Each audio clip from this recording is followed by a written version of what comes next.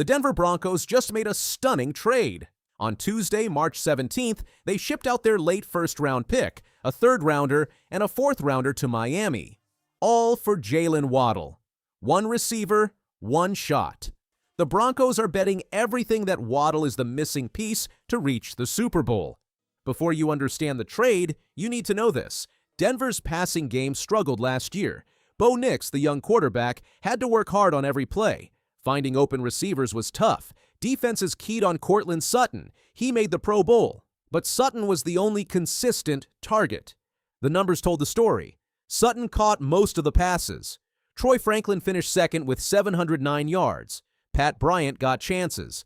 But the rest of the group couldn't create windows for Nix. He was under pressure constantly. Look at the details.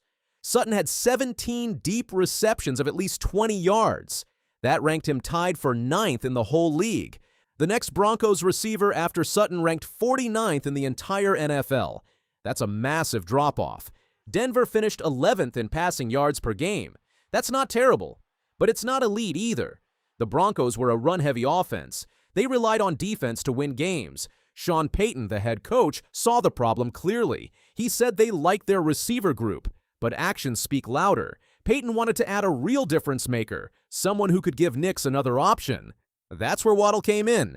Denver sent 3 pieces to Miami. They gave the Dolphins their late first-round pick, number 30 overall. That's the end of the first round. That's still their highest possible asset.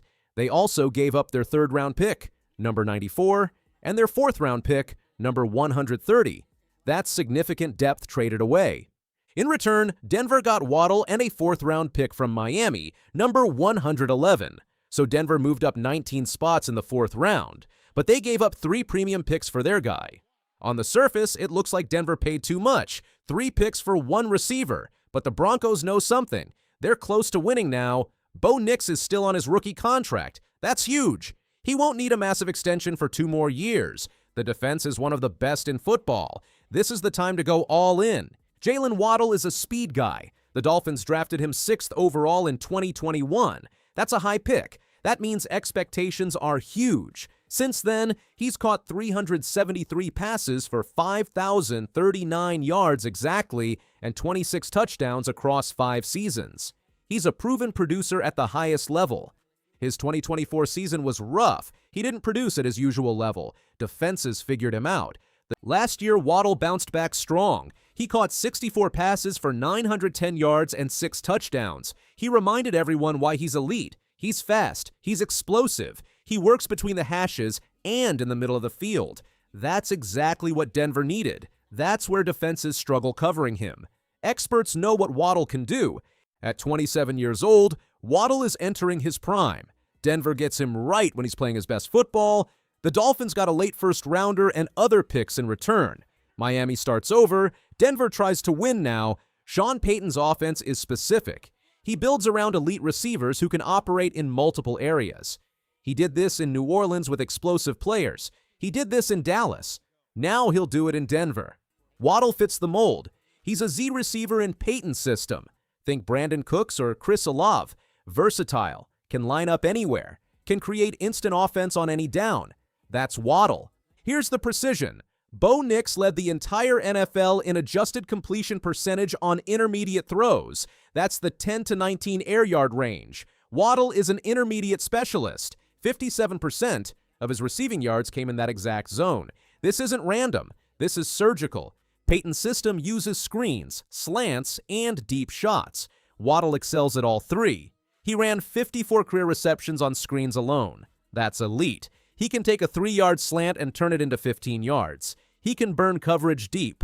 Bo Nix gets relief. Sutton won't be the only option.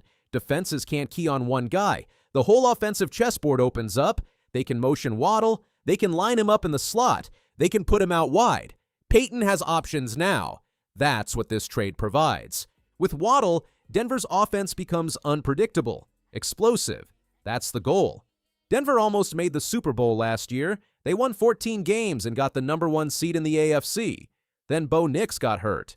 Late in overtime against Buffalo, Nix's ankle broke. He couldn't play in the championship game against New England. Denver lost that game 10-7. Snow fell hard in the second half. The offense couldn't move.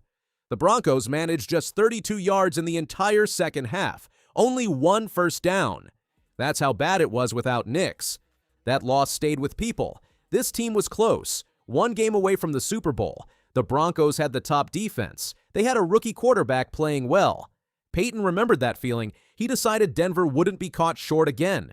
If this team is going to win, they need more weapons. They need guys who can produce in big moments. Waddle fills that need. The Broncos believe they can still win it all in 2026. Nix will be healthy. The defense will be hungry. Waddle gives them another option. This is their shot.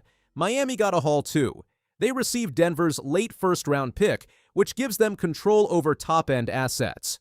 With that capital, Miami now holds 11 total picks in the 2026 draft, including 2 in the first round. That's the kind of draft arsenal you use to reshape a franchise. The Dolphins are completely rebuilding. They're cleaning house. Tyreek Hill was traded to the Lions back in mid-2025. Tua Tagovailoa was released just this month in March 2026. Minkah Fitzpatrick is gone. Now, Waddle is gone. Miami is shedding expensive players and old regime pieces. New general manager John Eric Sullivan is starting fresh. New coach Jeff Hafley is building his system. Here's the key. Miami brought in Malik Willis as their young quarterback. They want Willis to have a completely clean slate. They want him to build his offense from scratch with his own hand-picked receivers. Waddle was Tua's guy. Tyreek Hill was a franchise pillar. Now both are gone. Willis gets his own set of weapons selected in this draft and through free agency. Waddle is leaving a sinking ship. Denver is boarding a contender. The trade helps both teams move forward. Waddle's contract looks scary at first, but cap experts know the real number. Over the next 3 years, Waddle is owed $68.6 million total. Denver takes on about $5 million in salary cap space this year. The rest is spread across future years. They can restructure his deal if needed. They can push money into future years. The team is confident enough to pay him what he's worth. Think about other receivers. DJ Moore makes $24.5 million per year. Wan'Dale Robinson got $19 million per year. Waddle's 3-year cost averages to a reasonable number for his production. Denver made a massive gamble on Tuesday. They traded 3 draft picks for Jaylen Waddle. The Broncos believe it's worth it. They believe they can win now. They believe Waddle is the missing piece.